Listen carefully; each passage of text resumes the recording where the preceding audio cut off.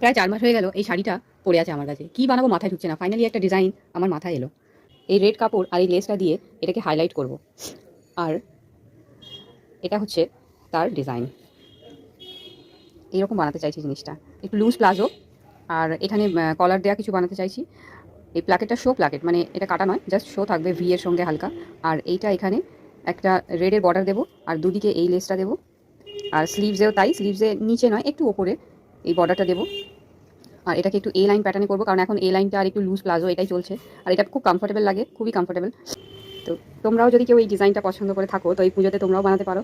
তার জন্য তো অবশ্যই আমার কাছে আসতে হবে। এই প্যাটার্নটা এটা যেন সামনে দিয়েছি, এটা ব্যাকেও দেবো, মানে একটা দারুণ লুক বেরোবে। আর কলার অলওয়েজ মাই ফেভারিট।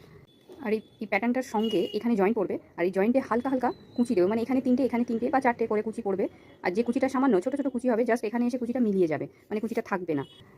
তো ডিজাইনটা কেমন লাগলো তোমরা অবশ্যই জানিও।